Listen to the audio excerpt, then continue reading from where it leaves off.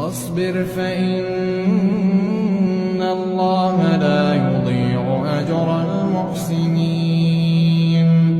فلولا كان من القرون من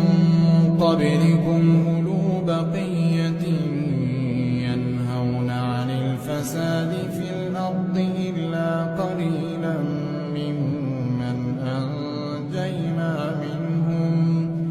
واتبع الذين ظلموا ما أترفوا فيه وكانوا مجرمين وما كان ربك ليهلك القرى بظلم وأهلها مصلحون ولو شاء